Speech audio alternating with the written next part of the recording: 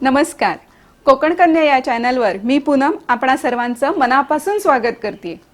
आज आपण करणार आहोत मऊ लुसलुशीत आंबोळी. कोकणातला एक खास पदार्थ. याच्या प्रिपरेशनला थोडा जास्त वेळ लागतो, त्यामुळे आपण लगेच सुरुवात करूया. आता आपण आंबोळीसाठी लागणारे साहित्य पाहून घेऊया. यासाठी लागणार आहे आपल्याला 3 वाट्या तांदूळ, 1 वाटी उडीद डाळ, पाव वाटी चणा डाळ, पाव वाटी पोहे, 4 चमचे धणे आणि 1 चमचा मेथी दाणे.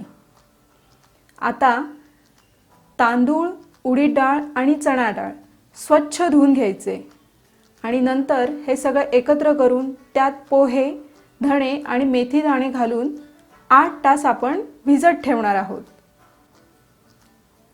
8 तासापूर्वी जे आपण साहित्य भिजत ठेवलेलं होतं ते आता छान उमळून आलेलं आहे.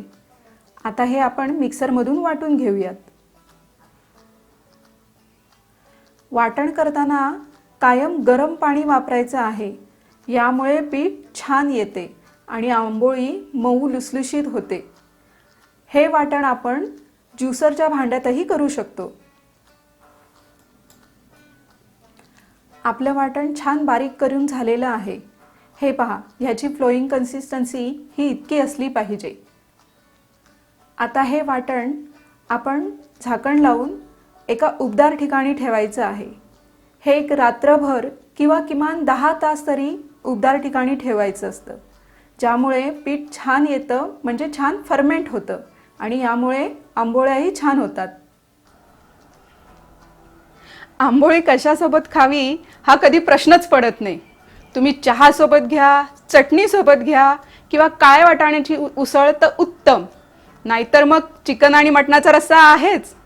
तर यासारख्या अतिशय उत्तम अशा कोकणी पदार्थांची चव तुम्हाला घ्यायची असेल तर माझं चॅनल नक्की सबस्क्राईब करा आणि त्याच्याबरोबर असणारे बेल आयकन तेही प्रेस करा, म्हणजे कोणतीही रेसिपी तुम्ही मिस नाही करणार.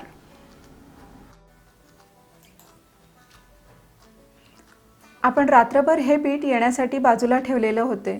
चला तर मग पाहूया ते कसं आलंय ते. किती छान पद्धतीने पीठ आलंय. आपण पाहू शकता किती मस्त आले ते. आपण ठेवलं होतं त्याच्यापेक्षा दुप्पट झालंय ते. आता यात आपण 1 चमचा मीठ घालायचं आहे आणि ते छान मिक्स करून घेऊया, म्हणजे आपलं पीठ आंबोळ्या करण्यासाठी एकदम तयार आहे. गॅसवर आपण आता फ्राय पॅन गरम करून घेऊया. तुम्ही डोशाचा तवा किंवा भिडं हे सुद्धा वापरू शकता. ते साधारण गरम झालं की आता याच्यात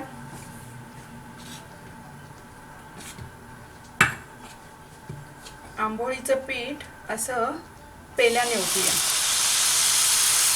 आणि फार पसरवायचं नाही, थोडंसं जास्त त्याला पातळ करायचं नाही आपल्याला. आणि याच्यावर ठेवून द्यायचं झाकण. 1 मिनिटभर याला वाफ घेऊ द्यायची. 1 मिनिट झालेला आहे, आपण बघून घेऊया.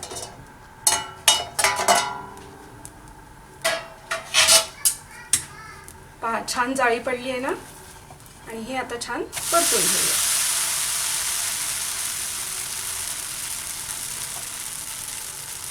हे परतल्यावर 1 मिनिटभर तिला शेकू द्यायचं.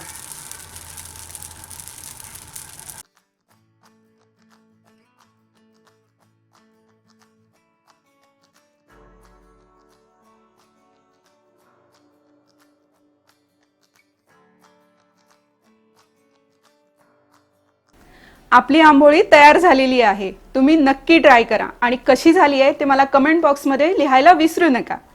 धन्यवाद.